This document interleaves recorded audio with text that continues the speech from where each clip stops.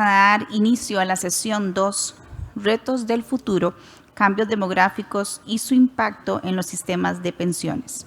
Un análisis del cambio demográfico, el cual presenta un reto para los administradores de fondos de pensiones debido al envejecimiento de la población y la disminución de la relación entre trabajadores activos y pensionados. Nos acompañan en el panel principal la señora Pamela Jiménez Fontana, quien va a ser la moderadora y es economista de la Oficina de Coordinación Residentes Nacionales Unidas de Costa Rica, el señor Gilbert Brenes, investigador del Centro Centroamericano de Población, el señor Pablo Ibarrarán, jefe de la División de Protección Social y Mercadeo Laboral del BID, y Alice Evans, profesor titular de Desarrollo Internacional del King's College de London. Adelante.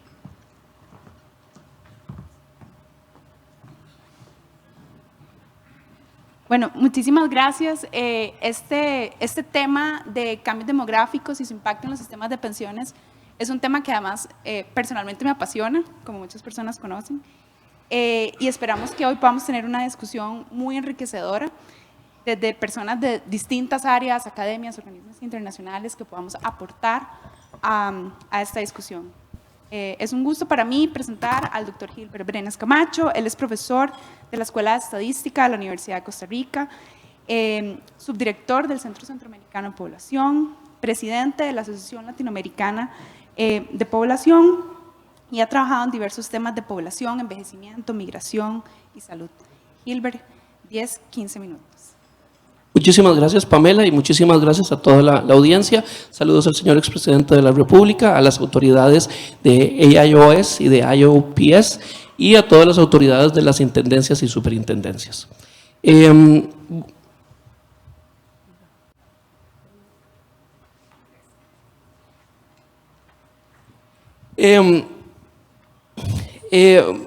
La presentación está en inglés, pero voy a hablar en español y así, digamos, aprovecho para lo que es el puente entre los dos idiomas. Yo voy a empezar con básicamente una descripción de los cambios demográficos que ha experimentado Costa Rica, sobre todo en los últimos años. Y voy a referirme específicamente, dado el tiempo limitado, a lo que es el tamaño de la población, los niveles de fecundidad, el impacto histórico que tuvo la inmigración aquí en Costa Rica y una breve discusión sobre los cambios en esperanza de vida, sobre todo que ocurrieron en el contexto de la prepandemia, durante los años de la pandemia y lo que está sucediendo en los años recientes. Por último, voy a conectarlo con la relevancia para el sistema de pensiones. ¿Cuál va a ser la principal idea que voy a tratar o sea, que sea transversal a toda la presentación? Básicamente, durante la última parte del siglo XX, Costa Rica se había destacado en el ámbito regional por ser líder en términos de las tendencias de baja fecundidad, por su relativamente alta esperanza de vida y por haber sido uno de los principales destinos de los flujos inmigratorios, sobre todo de los países vecinos. Sin embargo, la principal idea que voy a tratar de llevar es que los cambios demográficos que Costa Rica experimentó en los últimos 10 años han sido muchísimo más acelerados de lo que se esperaba cuando hicimos, junto con el INEC, las proyecciones de población hace 14 años, en el 2011-2012. Como ustedes pueden ver, quizá el principal hallazgo de la elaboración de las proyecciones de población entre el INEC y el CCP es, como pueden ver, la línea azul. La línea azul representa las proyecciones anteriores y la línea roja las proyecciones actuales. En las proyecciones anteriores nosotros estábamos esperando, proyectando que Costa Rica iba a cruzar la marca de 6 millones de personas en el país, más o menos en el 2045. Iba a seguir creciendo un poco más y empezaba a decrecer más o menos alrededor del 2055-2060. Como pueden ver, ahora lo que está ocurriendo con las nuevas proyecciones de población es que más bien Costa Rica va a llegar a un máximo de población de 5.400.000, más o menos para el 2045. Y a partir del 2045 la población va a seguir decreciendo. Como pueden ver, más o menos para el 2050, la diferencia entre esas proyecciones era aproximadamente de 678.000. Para el 2060, una diferencia de casi 1 millón. Y para el 2070, o sea, menos de 50 años de aquí a ahora, una diferencia de 1.286.000 habitantes. En otras palabras, lo que podemos ver es que para el 2070 ya tendríamos menos población de la que tenemos actualmente en el 2025, de acuerdo a las proyecciones. Y el principal factor de este cambio en las tendencias en el tamaño de la población es precisamente la menor fecundidad. Aquí pueden ver en café las tendencias históricas con las publicaciones oficiales del INEC. El azul es nuevamente la proyección anterior y la roja la proyección nueva. Nosotros esperábamos que más o menos alrededor como del 2025, 2030, se iba a llegar a una tasa global de fecundidad mínima de 1.7 hijos por mujer, y ahí se iba a quedar. Con las nuevas proyecciones de población, ya ese 1.7 se había superado con los datos oficiales en el 2018. Y ya en el 2023 se estaba reportando una tasa global de fecundidad de 1.3 hijos por mujer, y esperamos que va a llegar aproximadamente a un mínimo de 1.1 hijos por mujer alrededor del 2030. Después va a crecer lentamente, pero aún así se va a mantener en menos de casi, suena muy feo decirlo en español, pero de medio hijo por mujer. 0.5 parece como una cifra muy pequeña, y sin embargo es la que está teniendo el impacto de que la población empiece a decrecer tan rápido. Esto implica que, como pueden ver, la población de 0 a 14 años no solo empezó a decrecer alrededor del 2000, sino que va a seguir decreciendo. Mientras que evidentemente la población, que es la línea verde, de 65 años y más, va a crecer sostenidamente.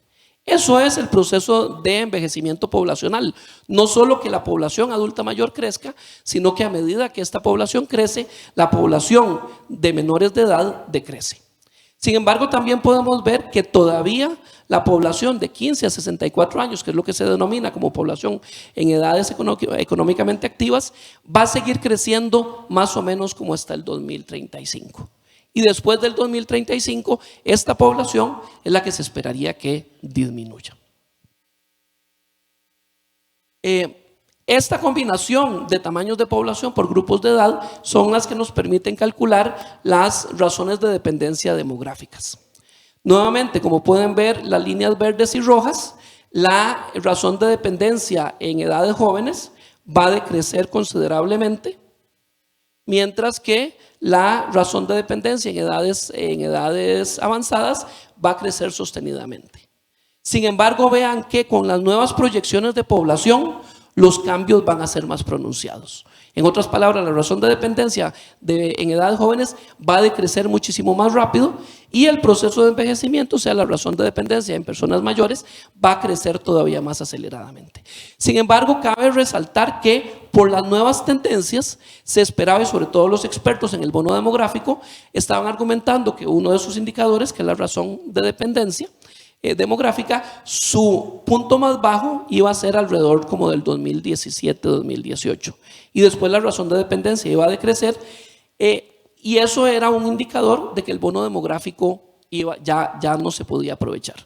Sin embargo, el doctor Luis Rosero Bixby, uno de los principales demógrafos aquí en Costa Rica y en la región, ya empieza a sugerir que todavía existe una ventana para el bono demográfico, porque la razón de dependencia total va a seguir decreciendo al menos hasta el 2032. ¿Por qué? Precisamente por la acelerada caída en la población menor de edad.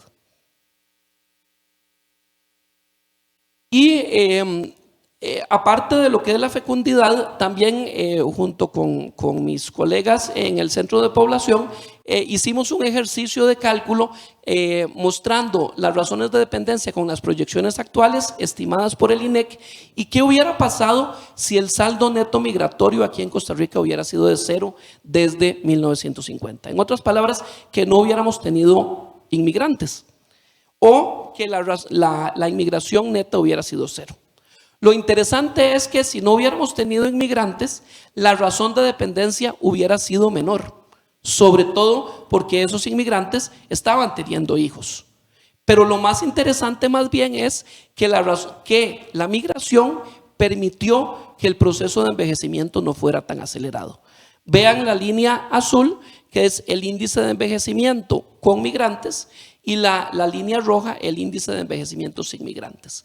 Sin esos flujos inmigratorios que Costa Rica experimentó durante las décadas de los 80, 90 y la primera década del siglo XXI, el proceso de envejecimiento hubiera sido más acelerado de lo que estamos viendo. Si ese es el impacto, ya vimos el impacto de la fecundidad y el impacto de la migración, también podemos comentar sobre el impacto en la mortalidad. Aquí tengo que corregir, este fue un error mío. La primera línea debería decir 2010-2015, así que me disculpo, eso fue un error cuando mandé la presentación, pero aquí estamos comparando las esperanzas de vida básicamente en los últimos 13 años. ¿Por qué? Para mostrar lo que experimentó Costa Rica durante la pandemia. Estas estimaciones, de hecho, yo tengo que agradecer a la SUPEN y a la SUGESE por el apoyo para estas estimaciones.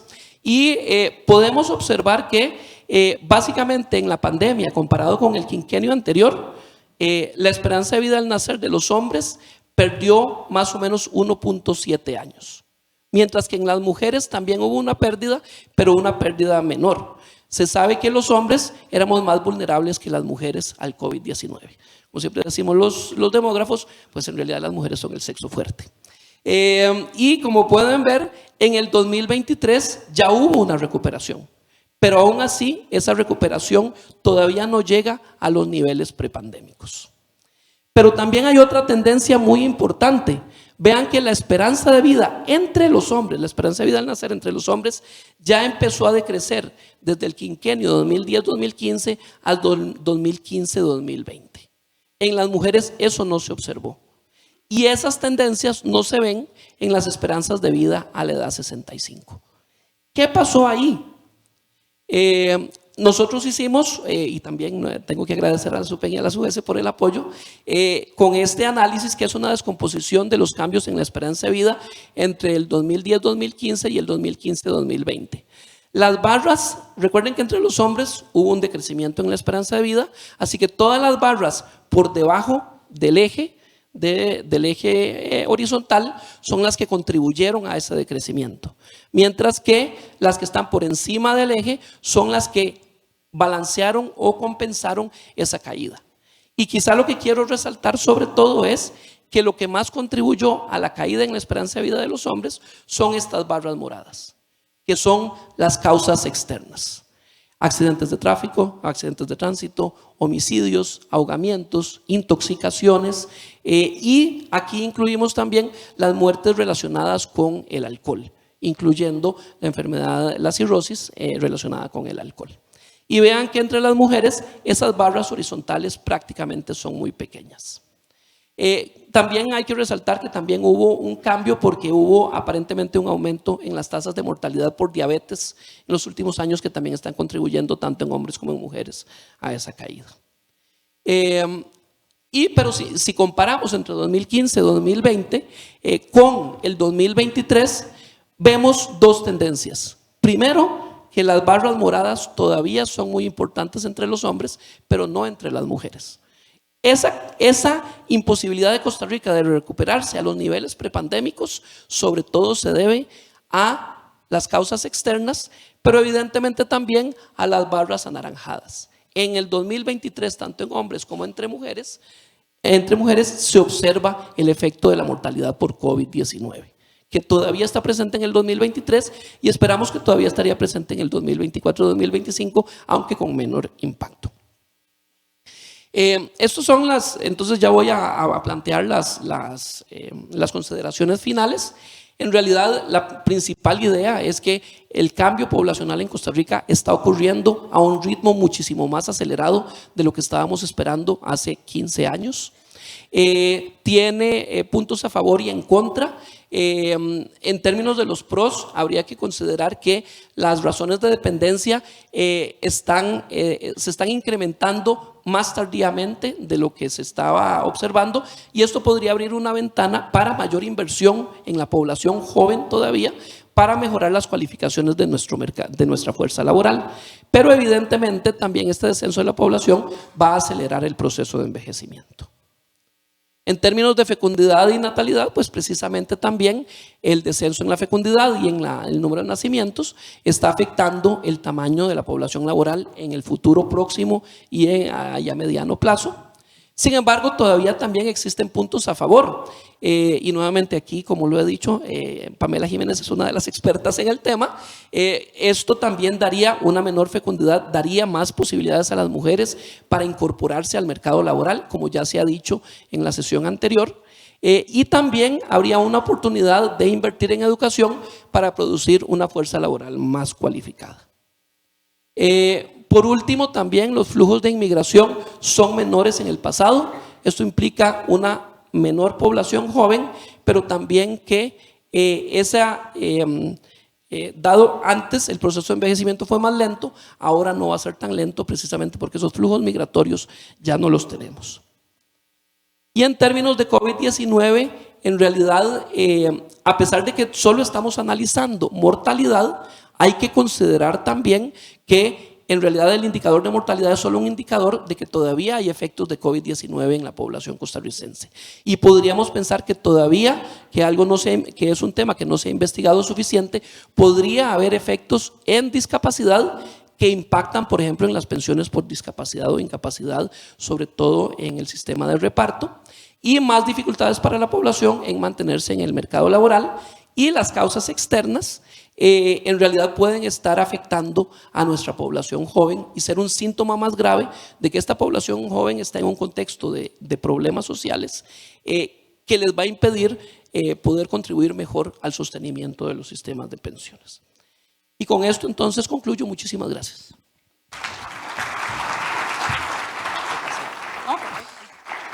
Muchas gracias, Gilbert. Exacto, el tiempo, 15 minutos. And now we're moving with Dr. Alice Evans. She's a senior lecturer at King's College London. She has undertaken qualitative research on gender and coupling across 9 world regions. Si podemos poner la presentación de ella.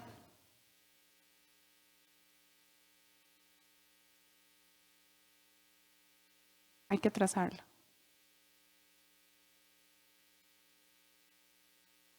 Okay, perfect. Gracias. 15 minutes. Okay, brilliant. Hi. Okay, so it's a real pleasure to be with you all. And I think we've now all seen that there's a big crisis in Costa Rica, and we know this is happening all over the world. And so maybe you're thinking, this woman in red is going to come with the solutions. She's going to tell us how to fix it. If only that were true. But okay, so as you can see from the map, much of the world in pink is seeing this massive, massive fall in fertility. And this has major, major implications, as you already know, for the economy, for economic dynamism. Because older people, no offense to all our grandparents, are less dynamic. They stay at home, they work less, they create this burden on pensions, healthcare, and then younger taxpayers need to be taxed more. So this is bad, bad news. So why is it happening? So all these places in pink are the places I've been doing research. So I hop around the world and I chat to amazing people and I say, you know, tell me about your life, tell me about your community, and drawing on all that data and looking at big, more structural surveys, I try to work out what is going on. And it's hard. It's hard to know why people do stuff, but this is my attempt to interpret and analyze that data. So I share for us all to discuss. So the big question is, why is it happening everywhere? So for example, some people might say, oh, you know, it's feminism. Women are too liberated. But you know, even in Tunisia and Turkey, where female employment is very low, where you see strong religious conservatism, we still see this massive decline infertility. Or people might blame house prices or the economy. But the thing is, even in countries at very different levels of economic growth, we see this same global trend. So what is going on? Now, many people say, okay, perhaps the government should subsidize children, give parents bigger bonuses. And perhaps if you gave large enough incentives, that could work. But looking at the existing data from all these countries which are spending more on family-friendly policies, like Korea, that at present doesn't seem to be enough. So even when governments are spending a little bit more, the present amount of transfers isn't enough to change the decline. Now here is something that I believe is much, much more important. The global collapse of coupling.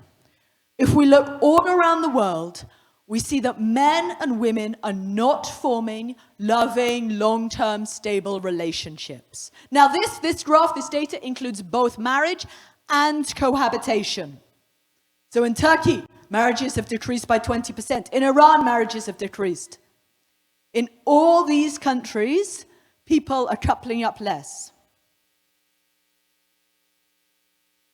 So look at that, Middle East and North Africa, boom. Latin America, boom.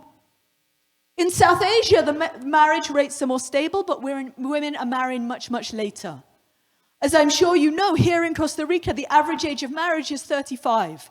And that really, really restricts the reproductive window.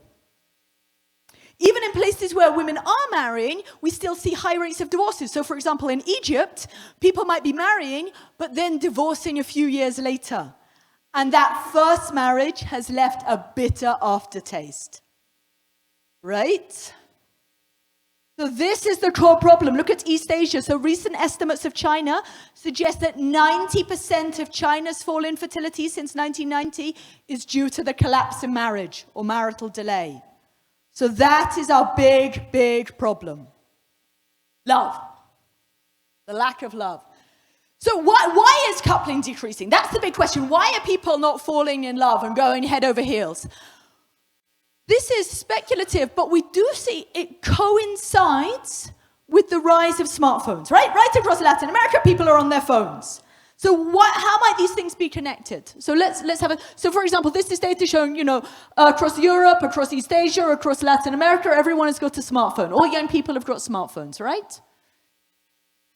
So one, I think that media is becoming hyper engaging. We also see what I call cultural leapfrogging and ideological polarization. And I'll go through these three explanations. So many people assume it's a problem of women. Women don't want children. Why are women not having children? What's wrong with these women? But actually, if we look at a lot of surveys, a lot of men are increasingly fine with being single, relaxed, without responsibilities. As societies liberalize, do what they like without being hassled by the community, shamed by the community, or having the stigma. If people are not forcing men to do the responsible thing, then they'll be like, hey, maybe I'll play some video games. Oh, I'm not joking. In Brazil, for example, the average person is spending 4 hours a day on their phone, right? And this is a survey of the US. It's not necessarily that these singles are unhappy. Most American singles don't feel pressure to find a partner. Half of American singles are not even looking for a relationship. Young people, this is an analysis of American data, young people, and UK and Europe, young people are spending much more time alone. So this collapse in coupling, the rise of singles, is part of a broader trend of the rise in solitude. People are spending more time home alone. And I think that is partly because of these hyper-engaging video games, whether it's sports bets, online gambling, pornography, all these exciting things. Personal entertainment has never been better.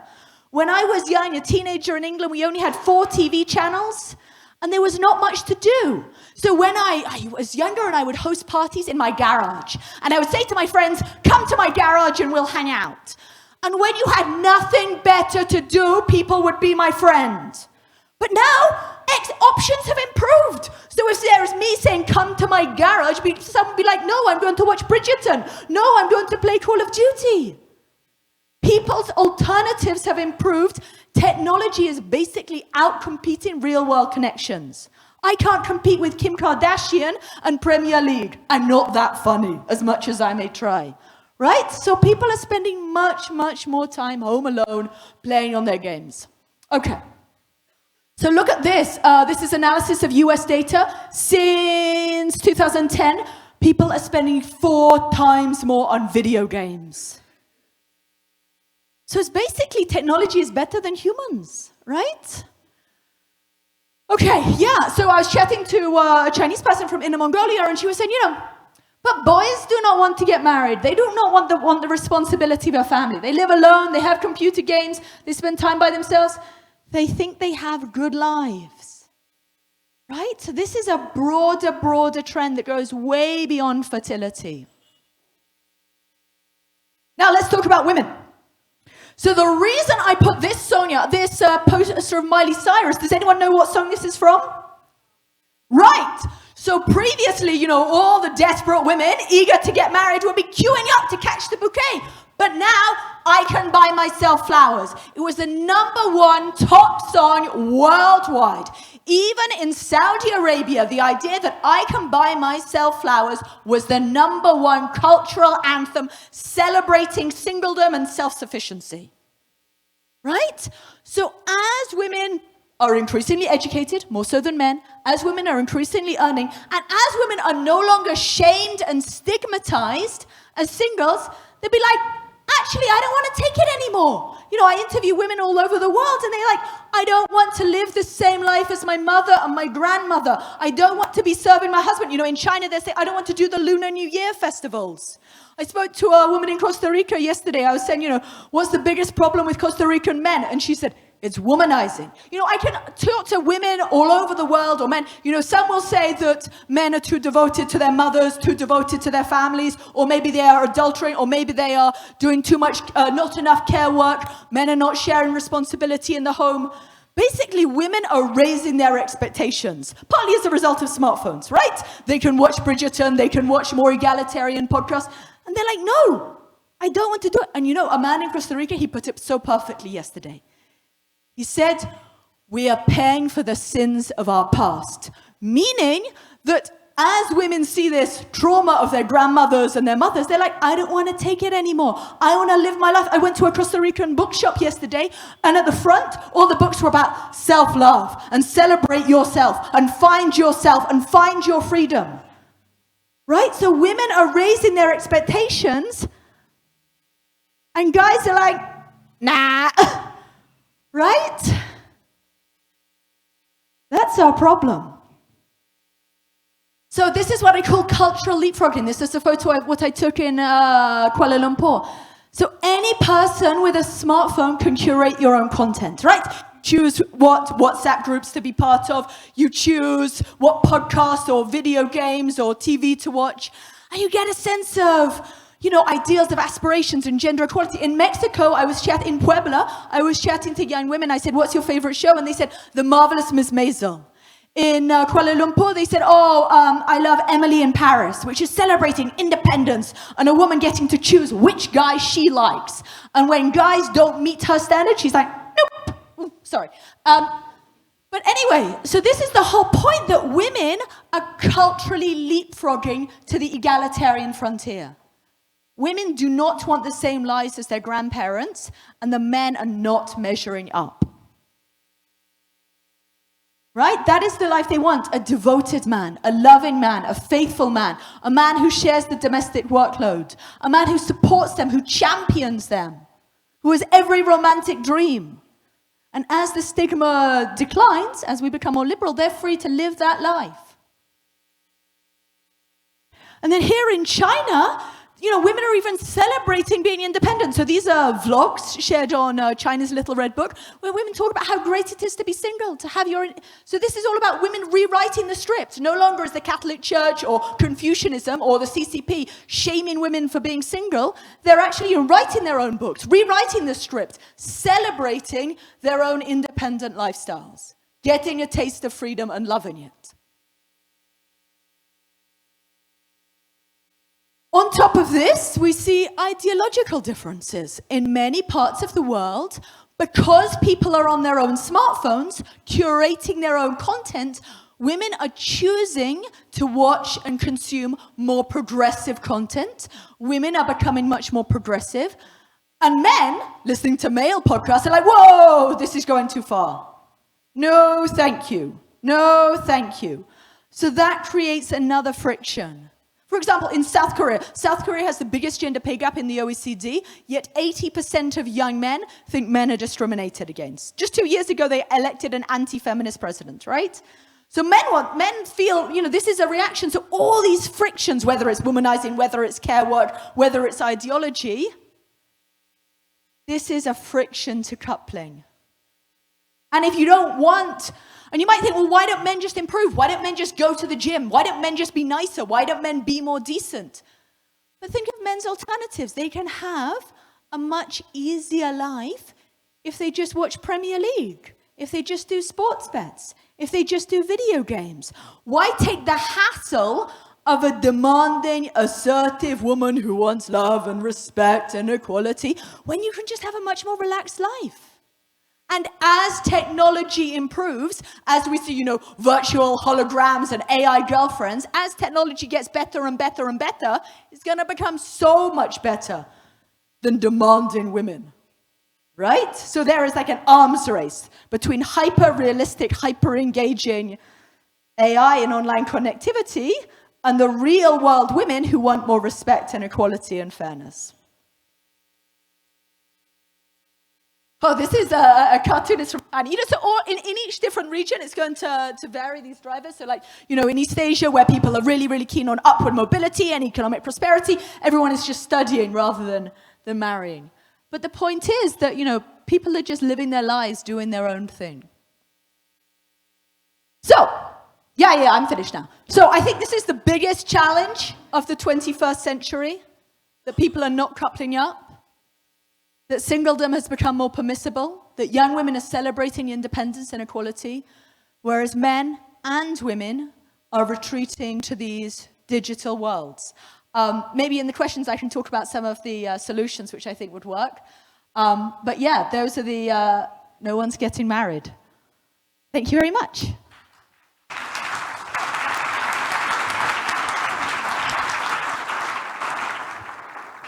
Thank you very much, Alice. Ahora tenemos al señor Pablo Ibarrán. Él es jefe de la División de Protección Social y Salud. Tiene un doctorado en la Universidad de California en Berkeley y trabaja en el BID desde el 2005. 15 minutos. Gracias. Hola. ¿Qué tal? Muy buenas tardes a todas y todos. Muchas gracias por la invitación a participar en este seminario.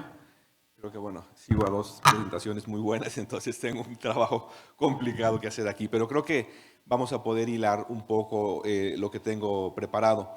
Mi presentación se basa sobre este reporte que hicimos hace un par de años en el banco, que es Envejecer en América Latina, calidad de vida y protección social de las personas mayores. Entonces, aquí lo que nosotros nos buscábamos es entender. Veníamos haciendo trabajo separado en el ámbito de pensiones, en el ámbito de cuidados, en el ámbito de salud, y la idea es un poco poner todo en la misma mesa y pensar cuál es la interacción entre estos temas. Y bueno, como todo reporte, tuvimos que tomar algunas decisiones de definiciones y creación de índices que fueron dándose, y bueno, aquí pueden bajar el informe, pero lo que nosotros definimos como calidad de vida de personas mayores fue algo muy sencillo, que es la esperanza de vida de años saludables a los 65 años multiplicado por 1 menos la tasa de pobreza. O sea, es vivir años saludables y que fuera de la pobreza. Y también sacamos índices de protección social según la cobertura y calidad de políticas de salud, pensiones y cuidados. Y algo interesante aquí es, como podemos ver, es que el envejecimiento poblacional es muy rápido. Creo que la primera presentación fue súper interesante de cómo medio niño menos hizo que... O sea, uno siempre se pregunta, bueno, pero ¿qué pasó? ¿Cómo no se había previsto esto? En parte se había previsto ya un envejecimiento rápido, pero se ha acelerado y un poco... En la primera presentación nos cuantificaron por qué y la segunda algunos elementos de las razones quizás subyacentes a este tema. Entonces, el tema, digamos, aquí los mensajes en esta lámina son: la región está envejeciendo muy rápidamente y a la derecha vemos que envejecemos más rápido de lo que nos enriquecemos. Los países de Europa, cuando tienen, digamos, al 10% de la población mayor en 1975, tenían un ingreso el doble que el de América Latina. Entonces tenían unas mejores condiciones para enfrentar el reto del envejecimiento. Y eso es algo que no ayuda el que estemos acelerando el envejecimiento en la región. Bueno, este es el marco conceptual, ¿no?, de la presentación, donde vemos lo que es la calidad de vida, protección social y nuestra argumentación de que estos realmente son elementos que están interrelacionados. En esta lámina creo que es importante porque lo que vemos aquí es la cobertura de los sistemas de pensiones, ya sean contributivas, no contributivas, y hay varios mensajes aquí, ¿no? Porque sabemos que las pensiones en algún momento van a ser o deben ser la principal fuente de ingreso de las personas. También trabajamos en el banco mucho el tema de la economía plateada y extender la edad productiva de las personas, pero siempre va a haber una etapa en la que ya no se está produciendo y es la relevancia de las pensiones. Aquí vemos, y bueno, voy a hacer muy rápido porque ustedes lo conocen mejor que yo sin duda. Uno es el tema de la cobertura limitada. 3 de cada 10 personas no reciben pensión en América Latina. De las que sí reciben, más o menos 5 reciben sistemas contributivos y 20% están cubiertos por mecanismos no contributivos. Segundo mensaje: la cobertura varía muchísimo de un país a otro. Vemos que hay países como Uruguay, por su alta formalidad, o países que tienen sistemas universales de pensiones sociales, como Guyana, Bolivia, Brasil, tienen cobertura de 85% más, pero luego hay otros países como El Salvador, Guatemala y Honduras, donde la cobertura es de menos del 20%, donde realmente hablar del tema de pensiones es todavía hablar para un grupo muy pequeño, de la población. Y tercer mensaje es que realmente este es un tema que los gobiernos, y ustedes lo han estado mencionando, no van a poder obviar en el futuro. El no tener un sistema de pensiones, el no tener una buena cobertura de pensiones, lo único que estamos haciendo es comprándonos un problema, porque no va a ser posible dejar que las personas no tengan un ingreso. Y ahora que se hablaba también del bono demográfico que está por vencer, no recuerdo cuál fue la publicación, pero se hablaba también de la factura demográfica, ¿no? Y un poco el bono demográfico yo lo veo, aunque no es un ejemplo perfecto, es como cuando uno va a un buffet. Uno tiene el bono y puede comerlo o no comerlo, pero a la hora de pagar hay que pagar lo mismo.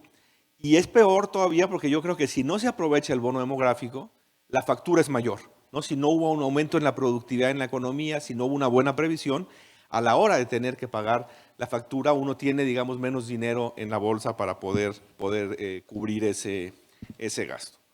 Entonces, les voy muy rápidamente a presentar los 5 mensajes principales del estudio que hicimos, con algunas consideraciones específicas para Costa Rica. Pero bueno, la idea aquí era también presentarles un poco una perspectiva regional.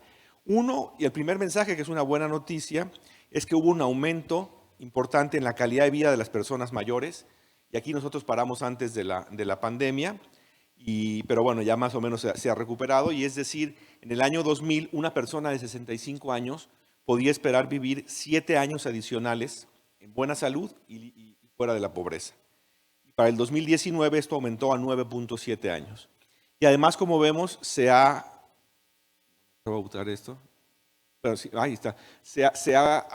cerrado la brecha de género, ¿no? Ahora, este aumento se debe principalmente, como es de esperarse, a la dimensión de la pobreza, ¿no? Ha bajado la pobreza para los adultos mayores. La cuestión demográfica es mucho más lento de cambiar, pero es importante señalar este cierre en la brecha de género en este indicador.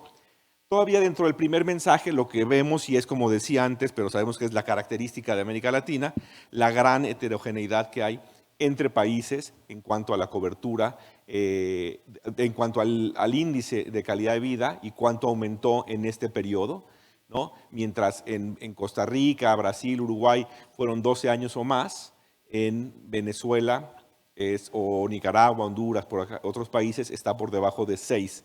Este índice de cuántos años van a vivir fuera de la pobreza y en buena salud. El segundo mensaje de la publicación, perfecto, ahí está, es que a pesar de los avances, ¿no?, que ya mostramos, existen grandes retos para mejorar la cobertura, la calidad y la sostenibilidad de las 3 políticas de protección social. Y esto obviamente se complica con el acelerado envejecimiento de la población. Las reformas previstas, planteamos, deben tomar en cuenta las interacciones entre las pensiones, los servicios de salud y los servicios de atención a la dependencia. Unos buenos servicios de cuidado van a retrasar necesidades de salud y a su vez un sistema de salud que provea los servicios de manera adecuada va a reducir el gasto de bolsillo y reducir la necesidad de pensiones de mayor nivel. Entonces, aquí el punto es realmente alertarnos de la necesidad de ver esto de una manera integral. Sobre todo, bueno, los países han avanzado más en salud, han avanzado también en pensiones. Los sistemas de cuidado en muchos países realmente es una página en blanco en la cual todavía no se ha avanzado. Costa Rica es de los países de la región que sí ha tenido las discusiones, algunas, digamos, reformas, leyes, y que se está empezando a hablar de este tema de manera más intencional. El tercer mensaje que queremos dar, y obviamente aquí es una correlación, no estoy diciendo que haya una causalidad, pero es que las políticas sí importan, en el sentido que nosotros tenemos en el eje vertical la calidad de vida, en el eje horizontal el índice de protección social. Los países que tienen mejores políticas, mayor cobertura, calidad de las políticas de protección social, tienen un mayor índice de la calidad de vida. Obviamente, insisto, los países que están más desarrollados, ahí es difícil decir, bueno, si se desarrollaron y luego pusieron las políticas, o pusieron las políticas porque, y eso hizo que se desarrollen, pero sí existe una idea de que las políticas tienen este impacto o tienen esta correlación sobre la calidad de vida de las personas. El cuarto mensaje, que es importante aquí señalar y que ustedes conocen muy bien, es que el gran reto va a ser la sostenibilidad, tanto fiscal como social, en caso de que no se cumplan las prestaciones que se deben hacer. El gasto total en pensiones, salud y en servicios de cuidado, y aquí estamos asumiendo que estos servicios crecen como es, no quiero decir como es debido, porque eso suena muy normativo, pero como es de esperarse según se van desarrollando las sociedades. Entonces, estos 3 gastos juntos van a pasar del 7 al 14% del PIB en promedio en la región. Y la mitad del aumento, porque esto sí es muy aritmético, se debe al tema de las pensiones. Y además, en el caso de las pensiones, sabemos que es mucho más difícil esconderlas, digamos. Las pensiones se tienen que pagar, pueden perder su valor, puede haber subcobertura, pero en el caso de salud, el no dar un servicio de salud que antes no se daba, digamos que pasa más desapercibido, desgraciadamente, que en el caso de las pensiones. Entonces, esto es muy importante porque el compromiso que significa o el posible costo fiscal, pues es enorme una vez que uno suma las 3 dimensiones de manera conjunta y las analiza así. Y el último gran mensaje que queremos dar es que existe la necesidad, pero también la posibilidad. Hay elementos para adaptar las políticas de protección social para responder al reto del envejecimiento, aumentando la cobertura y calidad y al mismo tiempo conteniendo el aumento de los costos. Se han visto muchas propuestas de reformas de pensiones, por ejemplo, algunas han considerado integrar el tema de cuidados y decir, bueno, una pensión mayor para personas que tengan dependencia grave, ¿no? Y ver cómo financiar eso. Entonces, yo creo que las ideas existen, al mismo tiempo se están desarrollando los pilares de manera independiente. Es importante reconocer que en la región el tema de la economía del cuidado se ha desarrollado de manera diferente a como se ha desarrollado en Europa, donde realmente el tema de los cuidados fue como una extensión del sistema de salud y muchas veces se financia y se proveen servicios en Alemania o en Japón o en España, igual que como se financian los servicios de salud. En América Latina ha tenido un componente mucho más importante de género, de decir, hay una carga de cuidado enorme para las mujeres y eso explica la enorme diferencia en la participación laboral entre hombres y mujeres, y de ahí ha venido mucho el decir, bueno, tenemos que dar servicios de cuidado, no solo para personas mayores, también para personas con discapacidad y niños, para poder tener nivelar esta participación laboral.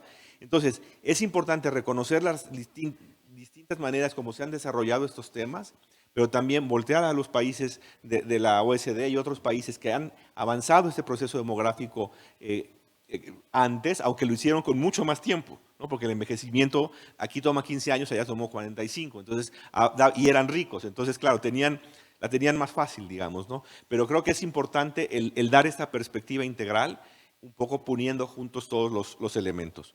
Y bueno, paro aquí, muchas gracias. Muchísimas gracias, Pablo, además, porque nos ahorró unos minutitos. Me dijeron que estamos muy limitados de tiempo, entonces podemos tomar 2 preguntas máximo de la audiencia. Si alguien tiene alguna pregunta. Ok, voy a comenzar yo y si alguien levanta la mano. Ok, allá hay una pregunta.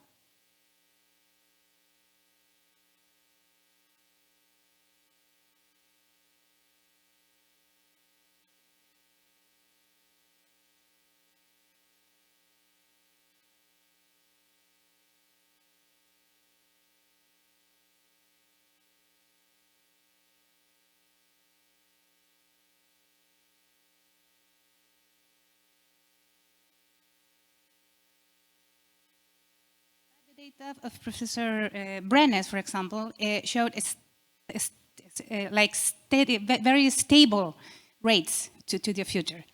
I want to know when it's enough. If maybe we are still in the process of decreasing in terms of population growth, but also, and this is my first question. So, what is going to happen next? Okay, in terms of stabilization of the population growth. And the other question is that now most of our economies are facing increasing, as you showed, increasing elder people. That it is a very big fiscal problem for pensions in the Pillar 0. Okay, but in 40 years we are going to have also less old people. You showed that. I mean, the dependency ratio will be much lower, and the fiscal duty will be low. So also I want to know, what do you think about the future? I mean, now we are facing stress in the fiscal side because of the increasing elder people for pensions, related to pensions. But in the future, the story will be very different too. So thank you. We're going to do a round. Una pregunta más, one more question, no? Okay, okay, yes, here, and that's the last question.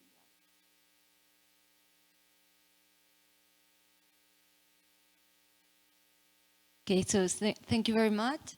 It was very nice panel and presentation. I have a question for Alice. By the way, I enjoy a lot about your energy in the presentation.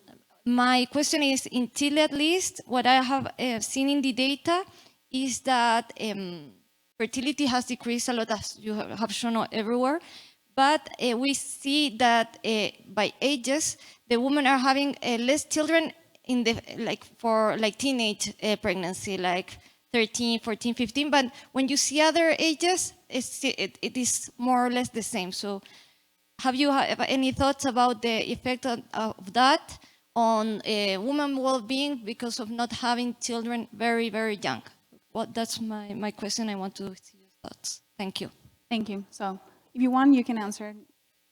Thank you. I think Latin America has historically had a very high adolescent fertility, and this has been a major barrier to gender equality, because when women have young children, it scuppers their further education and it scuppers their earnings. So from the perspective of gender equality, it is a great triumph that we are reducing teenage fertility in many parts, though it's still high in some places.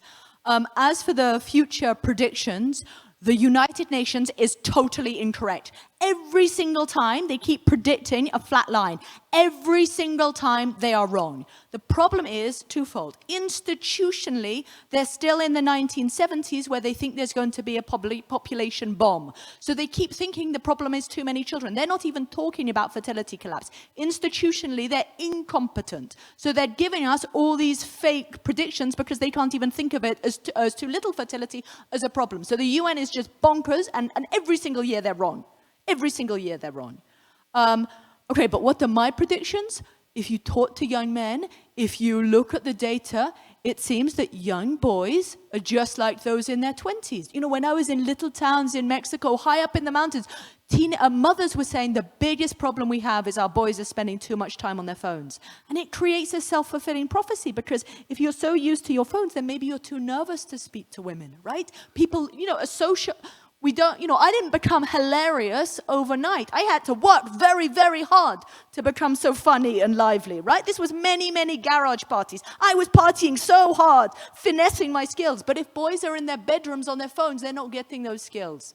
So my prediction is actually really pessimistic. Unless we step in, for example, Australia is banning phones in schools, unless we step in to build socializing, to remove the phones, and bring young people together again, to strengthen social skills. You know, we talk about maths and reading, social skills, love, romance. This is a hugely important part of love and humanity, and that's something that we should celebrate, and government should intervene to make that part of humanity more possible for the population that really wants it. Because I think this is a very sad story.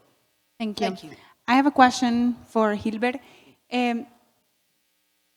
Los demógrafos tienen mayor importancia ahora más que nunca en un contexto en que los sistemas de pensiones empiezan a discutir su propia sostenibilidad. Pero yo quisiera que tal vez comentaras qué acciones de política son fundamentales en un contexto en que los marcos estadísticos empiezan a tener dificultades en temas de financiamiento, en temas de censo, por ejemplo, lo que hemos vivido en Costa Rica recientemente. Entonces, y también en esta nueva oleada de tener un mayor impulso de los registros administrativos como un insumo clave para la formación de estadísticas.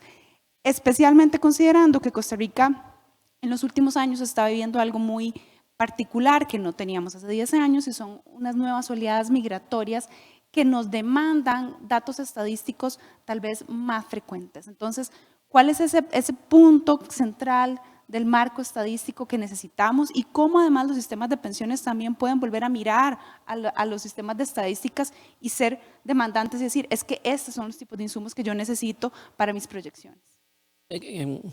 Gracias, Pamela. En realidad, desde el punto de vista de la estadística, dado que yo soy profesor de estadística, sí considero de que los distintos entes productores de estadísticas públicas tienen que pensar, uno, en lo que es el proceso de democratización del acceso a los datos.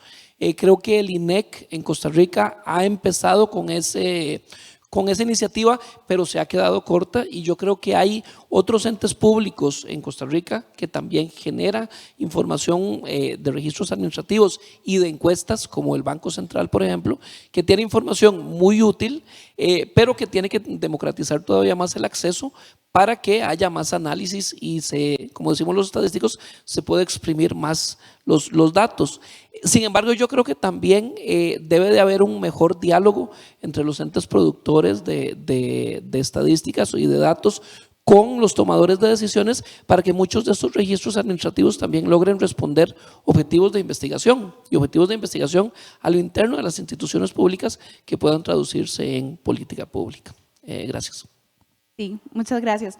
Y tal vez volviendo a Pablo, desde tu posición en el BID, un poco cómo pueden aportar los organismos internacionales financieros en este proceso o tal vez de acompañamiento o de discusión, en que llevamos mucho tiempo discutiendo un proceso de reforma o de cambios. Sabemos de la cantidad de años que tomó, de intentos que tomó en el caso costarricense de hacer una reforma fiscal, y los procesos de cambio no son sencillos. Entonces, ¿cuál es este rol que puede aportar una entidad internacional como el BID en este proceso en el que Costa Rica está tratando, digamos, de acercarse, de hacer una aproximación a una mejora hacia la sostenibilidad? Claro que sí, no, muchas gracias por la pregunta. Y bueno, para nosotros en el banco realmente nuestro ADN es el acompañar estos procesos que son procesos largos, que toman tiempo. Y ayer comentábamos en el almuerzo con los colegas de Chile, o sea, la reforma es un proceso, ¿no? Y realmente nunca es que una vez uno diga, mire, ya se resolvió el tema fiscal, ya se resolvió el tema de pensiones o algún otro. Es el poder brindar este acompañamiento, el hacer que se den continuidad entre gobiernos, entre administraciones, el mantener la discusión, ¿no? el retomar esto. Muchas veces también contribuimos siendo, en inglés le llaman el honest broker, ¿no? El poder traer gente de distintas instancias en la mesa. Yo soy sorprendido, muchísimas veces viajo y en otros países, pero seguramente también aquí, y personas del mismo ministerio, de la misma superintendencia, se conocen en una reunión que organizó el banco, y no porque sea el banco, simplemente porque cada quien tiene una agenda de trabajo. Entonces nosotros brindamos este apoyo y estamos acompañando hoy en temas tan importantes como es la transformación digital, por ejemplo, del organismo de pensiones en Perú. O sea, hay que entender también el poder brindar el conocimiento que tienen, las experiencias que tienen países y favorecer digamos, el cruce de experiencias y de información. Entonces, para mí es esta perspectiva de largo plazo, el no tener un compromiso con una, digamos, de muy corto plazo, sino tener la perspectiva y también tener traer otras experiencias de la región y de fuera también para acompañar los procesos. Gracias. Alice, I think it's important to mention, like several decades ago, marriage was an institution, and it was like a necessary step in order to have a family and have children. Now, you don't need to get married to have a marriage in order to have a children, and you don't even need a couple to have a children. You can have a children in other ways with technology now. So 2 points that I want to ask you. First, is this something that we just need to accept and say people don't want to have children? And the second thing is, and considering that that's a personal decision, a lot of human rights that we've been fighting for many years in order for women to have the option to say, I want to have children, or I don't want to have children, or I don't want to have more. So is this something that we need to accept or not? First thing. And the second thing I want to ask you is, what's the role of the education policy, education system? Because it's easy to say ban cell phones from schools, but it's not that easy to implement. What actions or experience in other countries you might say that can apply, considering that some schools here actually stimulate the children bring their iPad? So if you can answer that. Thank you so much. So I think there are several options. One is that we could all become much poorer. Two, the social security system could become much, much weaker because we won't have the money to fund pensions. Three is that we step in creatively to research, experiment, and innovate with ways that could support loving, happy couples, right?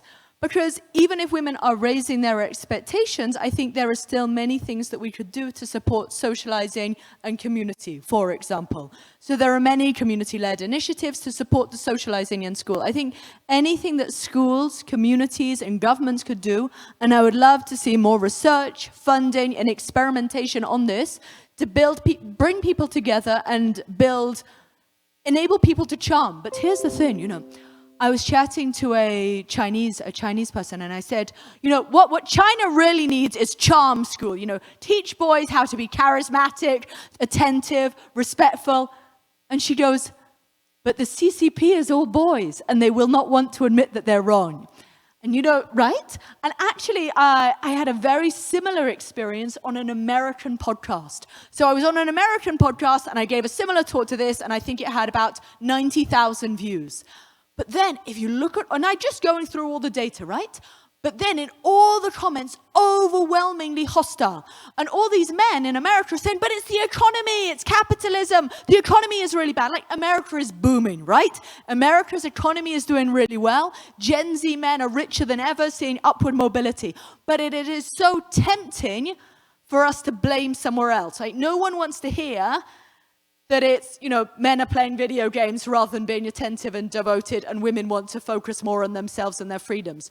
So the problem is partly getting people to recognize and accept and understand the data about the real drivers of the collapse in fertility. I think that's the first crisis. The first crisis is that people do not want to hear the message that I have told today. The second challenge is, how do we research and innovate and experiment with ways that could build social skills? So we have two big problems, but I welcome all initiatives to try to tackle them. As of yet, I don't have the answers, but thank you very much. Okay, thanks. Just a couple of questions more. Gilbert, hemos tenido en algunos otros espacios esta discusión sobre la situación de la mortalidad en Costa Rica, el aumento de la mortalidad infantil y lo que esto puede significar, y también lo que COVID nos dejó como sociedad, de que estuvimos el sistema de salud atendiendo la emergencia, y si hemos tenido algún desbalance con la atención primaria, porque también un poco estas proyecciones dependen del sistema de salud que pueda seguir atendiendo a las familias, pero si realmente no estamos llenándonos de muchas enfermedades crónicas y muchísima atención, podemos seguir haciendo lo mismo. Tal vez puedes ampliar un poco el respecto. Gracias, Pamela. En realidad esa es una discusión que hemos tenido dentro de un grupo. Hay preocupación porque la tasa de mortalidad infantil ha venido creciendo recientemente en los últimos años. Hay algunas explicaciones puramente de artefacto estadístico, pero hay otras que sí están ligando el problema con la atención, sobre todo con la atención primaria. De hecho, en el análisis de causas de muerte se ve que, por ejemplo, el sistema de salud costarricense fue suficientemente robusto para tener ganancias en mortalidad cardiovascular y en cáncer, inclusive durante los años de pandemia. Pero después de la pandemia, más bien hubo nuevamente un aumento en las tasas de mortalidad por esas causas. Y nosotros suponemos, porque todavía no tenemos los datos para evidenciarlo, que esto puede ser un deterioro de la atención primaria. Posiblemente la mortalidad infantil, también hubo un deterioro de la atención primaria como herencia por la pandemia por distintas razones, tanto por la complejidad de la atención y todos los recursos que requirió el sistema de salud público de invertir y que tuvo que relocalizar recursos hacia ciertas áreas y dejar ciertas áreas con menos recursos, y otras en donde posiblemente también hubo un cambio en términos del miedo que tenían algunas personas para seguir yendo a la atención primaria en el sector público. Y esos, quizá la mejor respuesta es que todavía no sabemos, hay que hacer más investigación al respecto. Quiero aprovechar, puedo hacer una pregunta a Pablo y a Alice. Hay una pregunta, sobre todo me gustó mucho este indicador de la esperanza de vida sin pobreza y saludable.